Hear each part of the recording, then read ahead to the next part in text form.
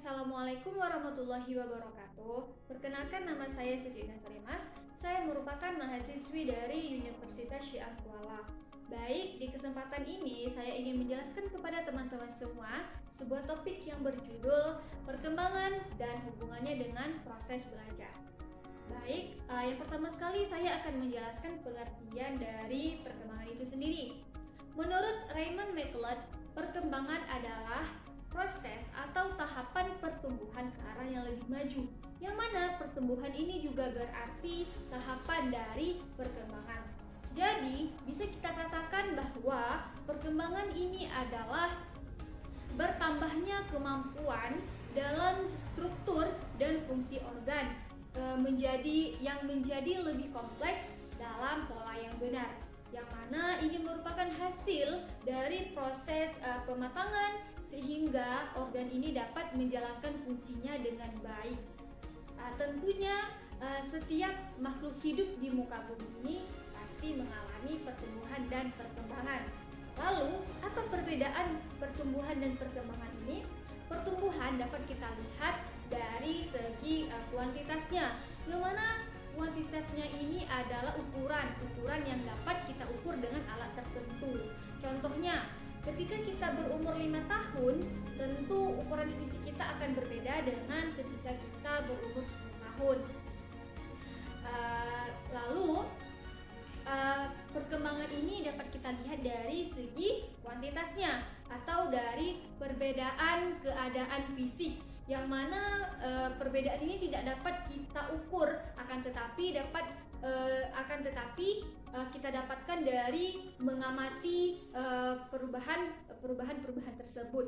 Contohnya, ketika seorang bayi baru lahir, ia belum mampu melakukan apapun. Lalu seiring berjalannya waktu, ukuran fisiknya bertambah, kemampuannya juga akan bertambah, yang mana pertama ia bisa merangkak, kemudian ia bisa duduk, lalu berdiri dan berjalan. Contohnya juga ketika kita pertama kali diantarkan ke sekolah, yang mana pertama kita tidak mengerti, tidak tahu membaca, tidak tahu cara berhitung, lalu kita melalui proses yang namanya belajar. Setelah belajar, baru kita telah berkembang dan kita telah mampu berhitung, kita telah mampu membaca, kita telah mampu menghafal dan lain-lain. Lalu, apa yang mempengaruhi proses perkembangan tersebut? Nah, faktor yang mempengaruhi perkembangan ada dua. Yang pertama, ada faktor hereditas atau faktor keturunan.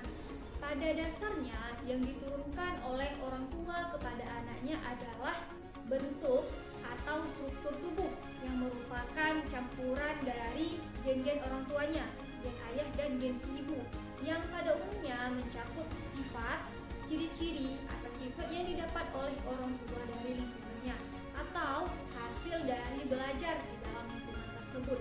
Contohnya apa?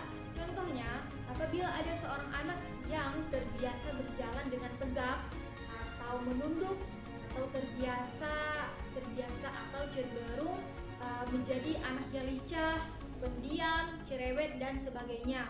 Nah, ini merupakan contoh sifat-sifat yang diturunkan oleh orang tua kepada anaknya, yang tidak hanya dapat kita saksikan ketika ia masih kanak-kanak atau ketika ia masih kecil, namun sifat ini akan terus ada semasa hidupnya. Akan tetapi, sifat tersebut tidak akan menjadi kenyataan atau tidak akan terus ada kecuali jika anak ini tidak mendapat respon atau kesempatan untuk berkembang dan merubah sifat-sifat yang ia dapatkan dari orang tuanya ini. Kemudian yang kedua adalah faktor lingkungan. Lingkungan ini memberikan pengaruh yang sangat besar terhadap pertumbuhan anak. Karena dari lingkungan inilah seorang anak belajar bersosialisasi, belajar berbicara, dan juga belajar berinteraksi dengan orang-orang di sekitarnya. Dan juga lingkungan ini sangat luas cakupannya. Lingkungan sekolah, teman sebaya, lingkungan sosial juga merupakan bagian dari lingkungan itu sendiri. Di sekolah adalah tempat anak menuntut ilmu, di tempat para menuntut ilmu, disitulah ia belajar. Nah, strategi atau cara gurunya mendidik muridnya akan memberikan pengaruh terhadap pertumbuhan pertumbuhan anak itu sendiri. Kemudian teman sebaya. Teman sebaya adalah teman anak bermain, teman ia belajar, yang mana teman sebaya tersebut dapat memberikan pengaruh negatif dan juga pengaruh positif terhadap anak yang secara tidak sadar akan tertanam di dalam dirinya. Kemudian lingkungan sosial. Lingkungan sosial ini apabila terjadi sesuatu atau terjadi perubahan-perubahan tertentu yang membuat seseorang ingin mengikuti arus, sehingga ia ingin juga melakukan ini dan juga melakukan itu sehingga menjadi kebiasaan. Nah, dalam perkembangan ini ada yang namanya proses, tugas, dan hukum perkembangan. Yang pertama, proses perkembangan. Proses secara umum dapat diartikan sebagai tahapan yang terjadi untuk menuju perkembangan. Nah, dapat kita artikan juga proses perkembangan ini adalah rentetan tahapan yang harus kita lalui dengan cara tertentu dan di waktu tertentu untuk menuju perkembangan signifikan yang diinginkan. Nah, perubahan yang terjadi ini dapat terjadi dari segi jasmaniah dan rohaniah seseorang. Kemudian yang kedua ada tugas. Nah, dalam perkembangan tentunya ada yang namanya fase. Nah, dan setiap fase itu memiliki tugasnya masing-masing. Tugas yang harus dilakukan. Yang pertama ada tugas di fase bayi. Fase bayi ini adalah fase ketika seorang itu baru dilahirkan sampai berumur 1 tahun. Nah, apa yang harus dilakukan oleh bayi berumur baru lahir sampai 1 tahun? Yang ia lakukan adalah ia belajar makan makanan keras, ia belajar berekspresi, kemudian ia juga belajar untuk mengenali ayah dan ibunya, dan juga belajar untuk menghubungkan perasaan emosional dengan kedua orang tuanya tersebut. Kemudian yang kedua ada fase anak-anak. Fase anak-anak ini terjadi di umur 6 sampai 12 tahun. Nah, apa yang perlu dilalui oleh anak yang berumur 6 sampai 12 tahun ini? Yang pertama, ia belajar bermain. Ia belajar bermain, kemudian ia belajar dengan temannya, teman yang ia temui di sekitarnya. Kemudian juga ia belajar untuk bersosialisasi dengan keluarganya, dengan saudara-saudaranya, dan dengan masyarakat yang ada di sekitarnya.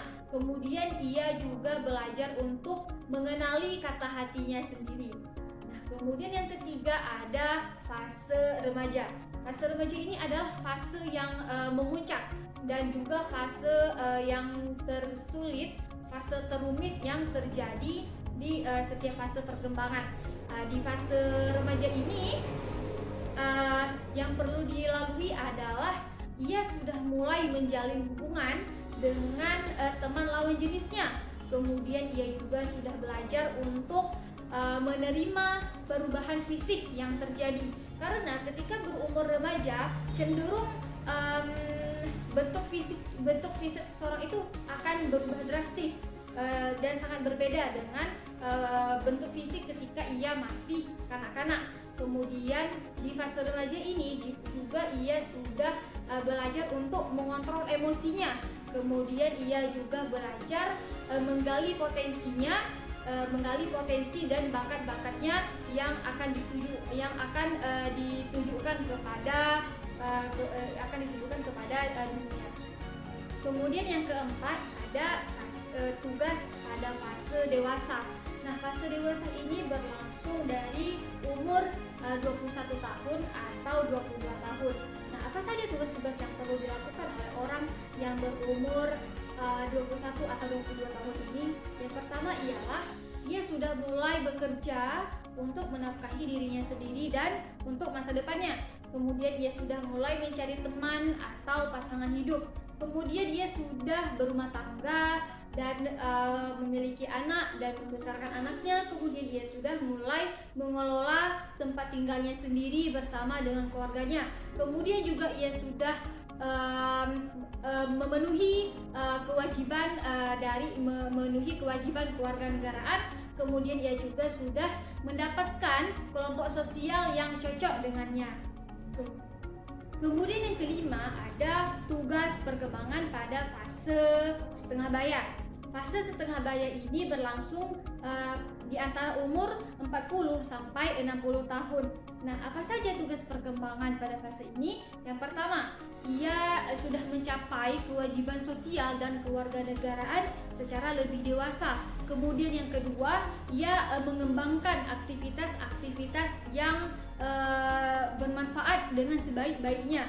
Kemudian yang ketiga, ia menghubungkan diri dengan pasangannya secara lebih mendalam. Kemudian ia juga menyesuaikan diri dengan perubahan-perubahan psikologis yang lazim terjadi pada fase setengah baya. Lalu ia juga menyesuaikan diri dengan kehidupan orang-orang yang berusia lanjut. Kemudian di fase terakhir adalah fase usia lanjut. Fase usia lanjut ini terjadi di antara umur 60 sampai berhembusnya nafas terakhir.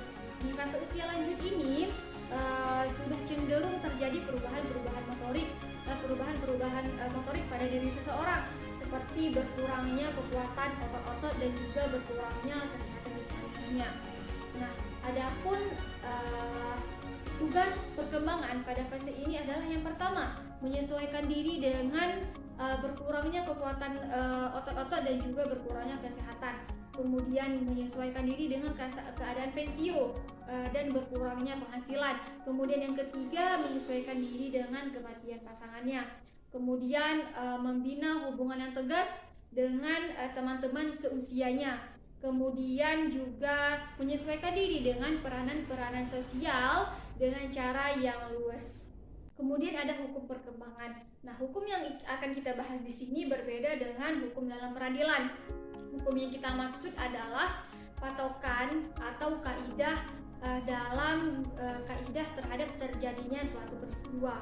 Nah, dapat kita katakan hukum perkembangan ini adalah kaidah atau patokan generalisasi mengenai sebab dan akibat terjadinya perkembangan pada diri manusia. Nah, hukum perkembangan yang akan saya bahas di sini ada 5. Yang pertama ada hukum konvergensi. Hukum konvergensi ini menyatakan bahwa seseorang itu berkembang tidak hanya karena hereditas atau karena faktor keturunan, namun juga karena faktor pengaruh lingkungan pendidikan. Nah, apabila seseorang yang mendapatkan bawaan dari orang tuanya seimbang dengan pengaruh yang ia dapatkan dari lingkungan belajarnya, maka akan mendapatkan hasil yang seimbang pula. Misalnya, apabila seorang anak mendapatkan bakat berhitung dari orang tuanya, kemudian di lingkungan belajar ia juga mendapatkan bimbingan dan fasilitas yang sangat mumpuni untuk membantunya menggali bakatnya dalam berhitung tersebut, maka dapat dipastikan ia akan mendapatkan hasil yang sangat memuaskan dari bakat berhitungnya tersebut. Nah, kemudian yang kedua ada hukum perkembangan dan pengembangan diri. Nah, hukum ini menyatakan bahwa manusia berkembang karena adanya insting dan stimulasi bawaan sejak lahir yang menuntutnya untuk mengembangkan diri. Nah, contohnya adalah ketika seorang siswa penasaran akan satu hal, kemudian ia mencari tahu, dan setelah ia mencari tahu, ia mengetahui jawaban dari hal yang awalnya ia tidak tahu tersebut. Nah, dari pertahanan maka akan ada pengembangan diri. Contohnya itu seperti ketika seorang siswa sudah mendapatkan hasil dari usaha belajarnya selama ini, kemudian ia sudah mendapatkan nilai yang memuaskan, ia tidak stop sampai di situ. Ia tidak berhenti sampai di situ. Ia terus berusaha untuk menjadi lebih baik, untuk mendapatkan nilai yang lebih baik. Disitulah terjadi proses pengembangan diri, dan agar dia juga tidak kalah dari teman-temannya yang lain. Kemudian yang ketiga ada hukum masa peka.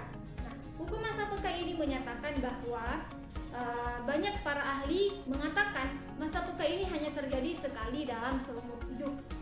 Oleh karena itu, sangat rugi apabila seseorang melewatkan masa pekanya tersebut. Contohnya seperti orang tua yang ingin belajar kembali, ingin belajar berhitung, ingin belajar membaca, ingin belajar menulis, mereka sudah mengalami kesulitan karena masa pekanya sudah habis. Oleh sebab itu, anak-anak yang masih muda lebih mudah menyerap pelajaran yang diajarkan oleh gurunya daripada orang yang sudah berusia lanjut, karena masa peka inilah masa di mana mereka akan mudah untuk menyerap apa yang mereka dengar dan apa yang mereka lihat. Kemudian ada hukum tempo perkembangan. Nah, hukum ini menyatakan bahwa setiap orang memiliki tempo yang berbeda dalam masa perkembangannya. Ada orang yang cepat dalam berkembang, ada yang sedang dalam berkembang, dan juga ada yang proses perkembangannya itu lambat. Kemudian ada hukum irama perkembangan. Nah, hukum ini berhubungan dengan hukum tempo perkembangan. Hukum irama perkembangan ini menyatakan bahwa tidak selamanya orang yang awalnya itu cepat proses perkembangannya selamanya ia akan cepat. Tidak, karena bisa jadi karena faktor-faktor tertentu seseorang yang awalnya itu sangat cepat berkembang akan kecepatannya itu akan berkurang, dan bisa jadi juga orang yang awalnya ini sangat lambat menerima pelajaran yang diajarkan oleh gurunya karena faktor-faktor tertentu juga ia menjadi cepat menangkap apa yang dikatakan oleh gurunya tersebut. Kemudian selanjutnya ada perkembangan psikofisik siswa. Nah, yang akan kita bahas di sini ada 3. Yang pertama adalah perkembangan motorik atau fisik siswa. Istilah ini digunakan untuk menunjukkan kegiatan yang menggunakan otot dan juga gerakan-gerakan fisik. Nah, ada 4 faktor yang menyebabkan kelanjutan berkembangnya kegiatan-kegiatan motorik siswa ini. Yang pertama ada perkembangan saraf. Nah, apabila saraf ini terus tumbuh dan berkembang semakin baik, maka murid tersebut juga akan menunjukkan pola tingkah laku baru yang semakin baik pula. Kemudian yang kedua ada perkembangan otot-otot. Nah, perkembangan otot-otot ini akan menimbulkan perubahan dan juga peningkatan dalam berbagai kemampuan dan kekuatan fisik siswa tersebut. Perubahan otot-otot ini dapat kita lihat dari anak-anak yang terus sehat Kemudian yang ketiga ada perkembangan kelenjar endokrin. Nah, apabila semakin berkembangnya kelenjar endokrin ini, maka akan mempengaruhi sikap siswa terhadap teman lawan jenisnya ketika ia menginjak usia remaja. Kemudian yang terakhir ada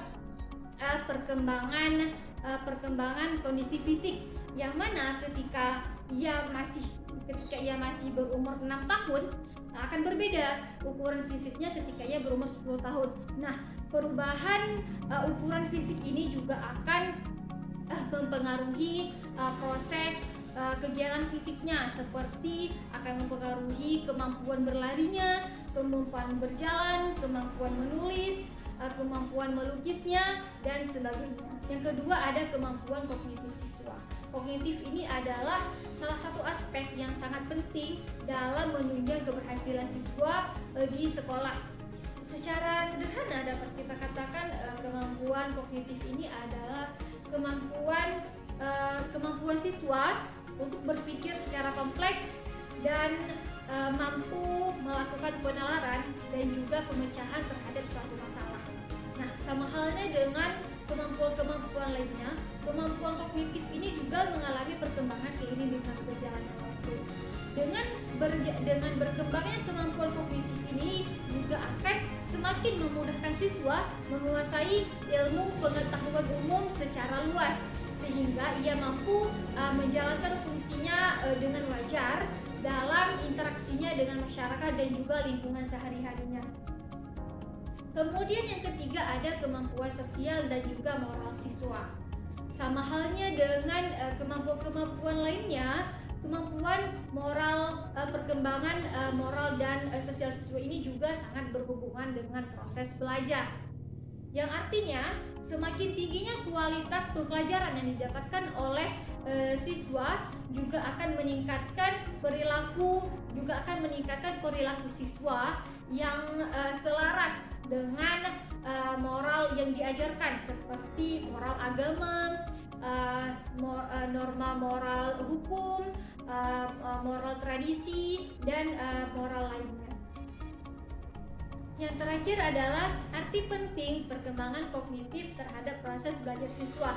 Yang pertama adalah perkembangan kecakapan kognitif.